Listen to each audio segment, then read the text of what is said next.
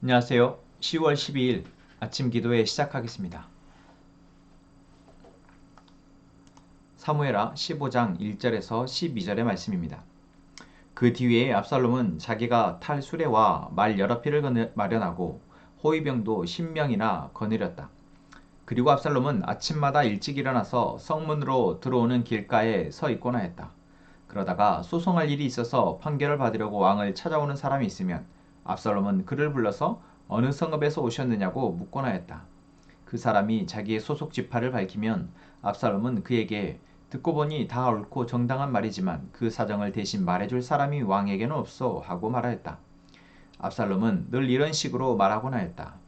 더욱이 압살롬은 이런 말도 하였다. 누가 나를 이 나라의 재판관으로 세워주기만 하면 누구든지 소송 문제가 있을 때에 나를 찾아와서 판결을 받을 수가 있을 것이고 나는 그에게 공정한 판결을 내려줄 것이요.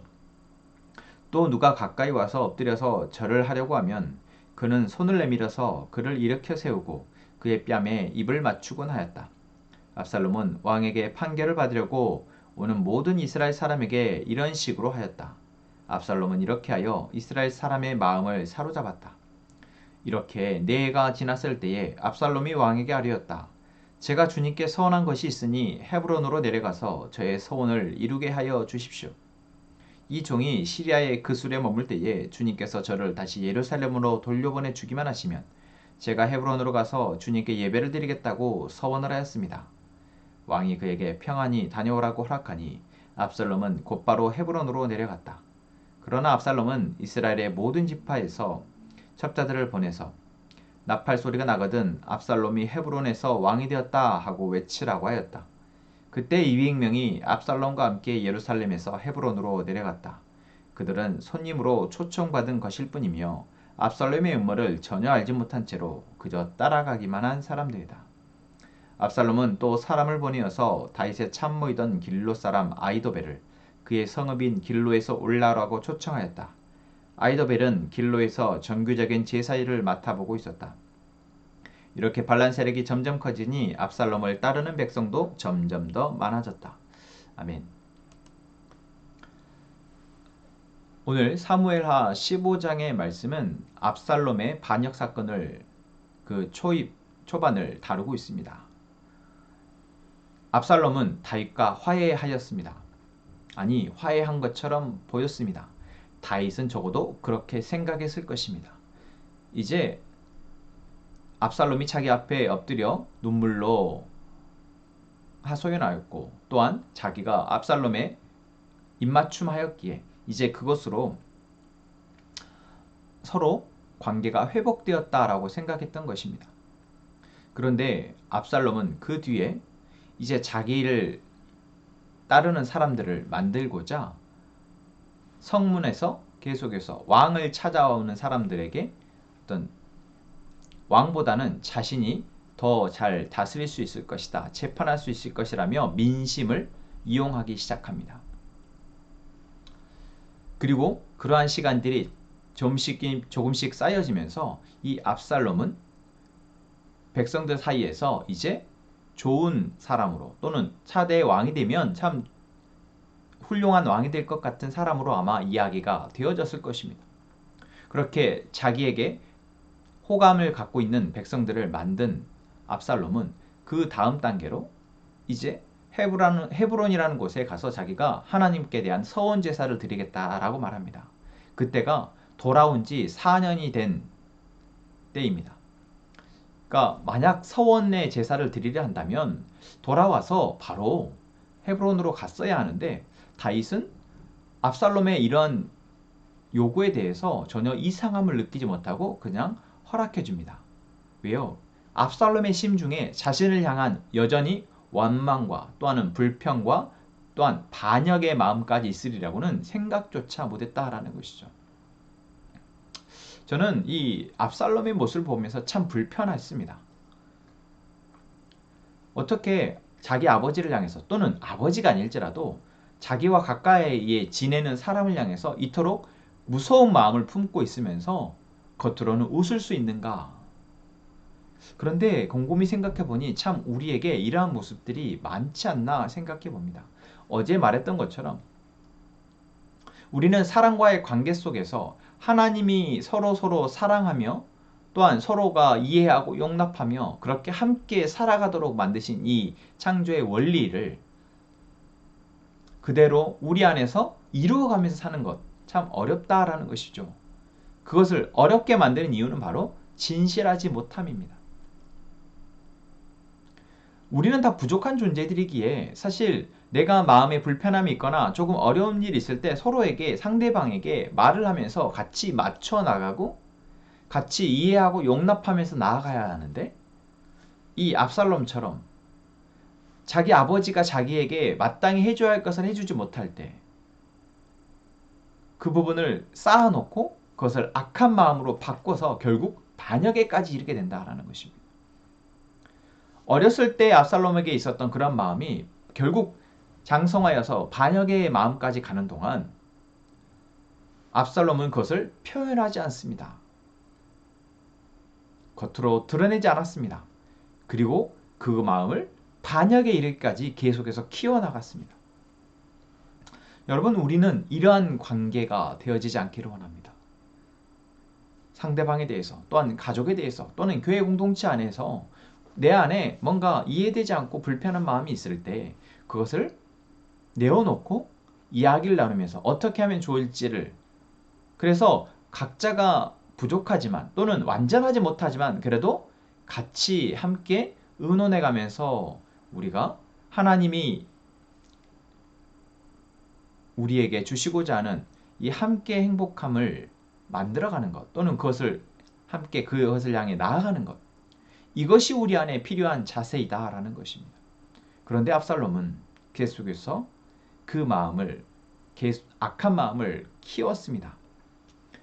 그리고 주변에 있는 사람들을 조종하기 시작합니다.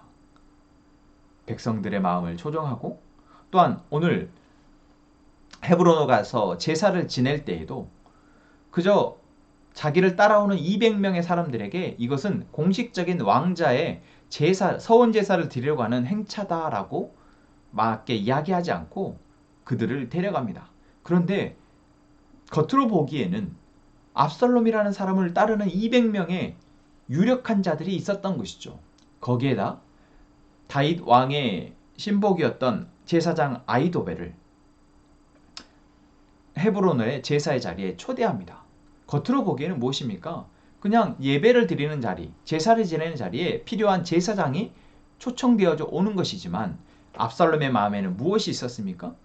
결국 반역을 이루기 위한 커다란 이벤트, 눈에 보이는 이벤트를 하기 위한 그들은 이용 가치가 있는 사람들일 뿐이었던 것입니다. 거기에다가 각 지파마다 자기의 신복들을 보내서 딱 신호가 오면은 이제 압살롬이 헤브론에서 왕이 되었다라는 구호를 곳곳에서 외치라라고 명령을 내립니다. 이 모든 것은 압살롬의 심중에 자리하는 다윗을 향한 원망과 분노 또는 반역의 마음에서 시작되어졌습니다. 여러분, 이제 이 이후에 어떤 일들이 벌어집니까?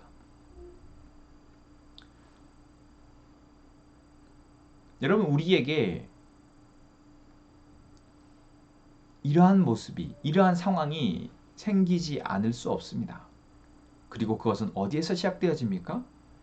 진실하지 못한 관계에서 시작되어진다라는 것입니다. 내 안에 연약할 때 내가 도움이 필요하면 도와달라고 요청하는 마음, 내가 마음이 불편할 때 불편하다고 이야기하는 마음, 그래서 그 불편한 것에 대해서 같이 해결해 나가는 마음. 그런데 말을 했는데도 그것이 해결되어지지 않는다 라고 해서 이제 저 사람은 나의 적이고 이제 나는 저 사람을 죽일 거야 라고 생각하는 것이 아니라 계속해서 상대방의 연약한 부분, 상대방의 변하지 않는 부분들을 기도하면서 함께 만들어가는 것. 여러분, 이것이 어쩌면 우리의 삶의 많은 부분을 차지하고 있지 않습니까? 변하지 않는 가족, 변하지 않는 공동체, 또는 변하지 않는 내 친구, 이웃, 직장의 사람들. 그래서 우리는 어떻게 합니까? 진실함 대신 위선과 또한 내 안에 겉과 다른 마음을 품게 되어진다면 여러분 그것은 결국 모두 다 같이 죽는 길입니다. 오늘 압살롬이 가고 있는 길이 바로 그 길입니다. 모두를 함께 죽이는 길. 물론 이 책임은 온전히 압살롬에만 있는 것은 아닙니다. 어제도 말씀드렸던 것처럼 다윗에게 큰 책임이 있습니다. 어른이고 왕이기에 먼저 살피고 먼저 한 발 나아가서 압살롬의 마음을 헤아려 주고 압살롬의 마음 안에 어두운 부분들을 제거해 줬어야 합니다. 그런데 그것이 되어지지 못했고 여기까지 왔습니다. 그렇다면 온전히 다윗의 책임입니까? 그렇지도 않죠. 압살롬이 자기 안에 있는 이러한 마음들을 초기에 또는 조금 더 어렸을 때 좀 그런 마음이 들었을 때 하나씩 하나씩 꺼내어 놓고 상대방의 도움을, 상대방의 배려를, 상대방의 이해를 구했다면 상대방의 어떤 도움을 구했다면 여러분 오늘 압살롬이 가게 되는 이 파멸의 길을 우리는 보지 않아도 되었을 것입니다. 오늘 우리에게 하나님이 말씀을 통해서 말씀하시는 것 역시 그렇습니다. 우리 공동체의 5가지 가치 중에 하나가 진실한 공동체입니다. 진실하다라는 것은 쉬운 것 같지만 상당히 어려운 것입니다. 왜 그렇습니까? 우리는 이미 여러 관계 속에서 진실할 때 손해다라는 잘못된 인식을 우리 안에 갖고 있기 때문입니다. 말해봐야 소용없다라는 인식을 우리는 갖고 있기 때문입니다. 어쩌면 그것이 사실일지도 모릅니다. 말하면 손해가 날 수도 있고 말해봐야 소용이 없을 수도 있습니다. 하지만 사단이 우리로 하여금 그렇게 생각하게 하는 것이라면요. 결국 말하지 않아서 우리를 파멸의 길로 이끌어가게 하는 것이라면요. 여러분, 오늘 우리는 상대방과의 진실함을 그리고 그 속에서 하나님이 일하실 것을 기대하는 자들 되기 원합니다. 그래서 진실한 마음으로 상대를 대할 수 있도록 또한 상대방의 진실함을 볼 수 있도록 그래서 우리 안에 하나님이 주신 관계의 축복이 넘치도록 여러분 이것을 위해서 기도하는 저희가 되었으면 좋겠습니다. 함께 기도합시다. 하나님 오늘 말씀이 참 무겁습니다.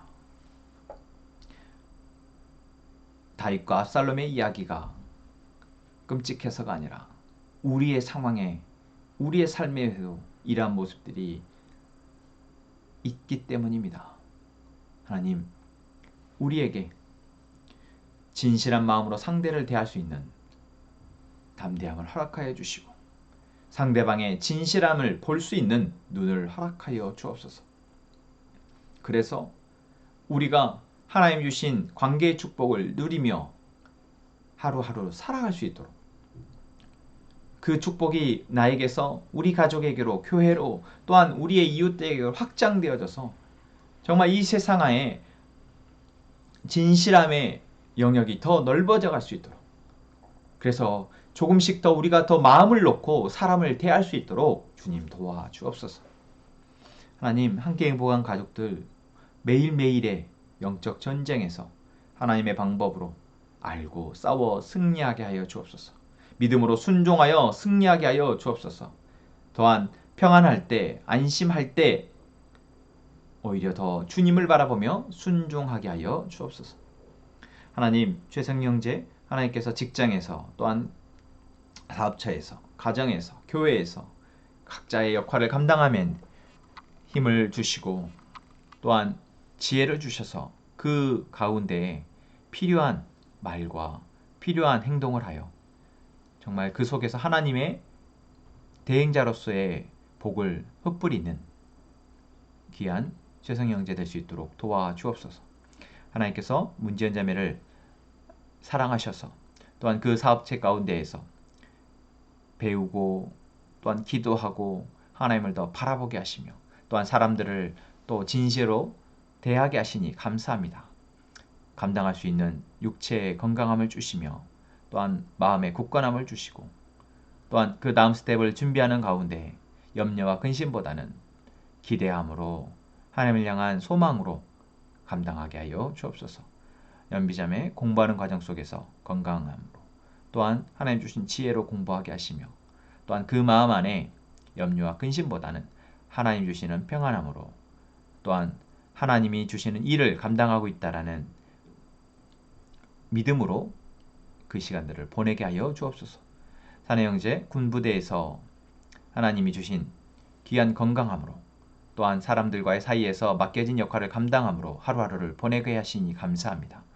하나님, 사람들 사이에서 사랑을 나눠주는 사람 되게 하시고 또한 받은 사랑을 통해서 더 행복해하는 사내 형제 되게 하시며 또한 다치지 않고 마지막까지 잘 감당하며 주변 사람들로부터 또한 사랑받는 귀한 사내 형제 될 수 있도록 도우시옵소서.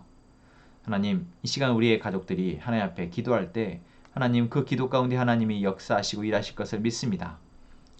하나님이 하나님의 방법으로 하나님의 때에 하실 것을 우리가 기다리며 계속해서 기도하게 하여 주옵소서. 예수님의 이름으로 기도합니다. 아멘.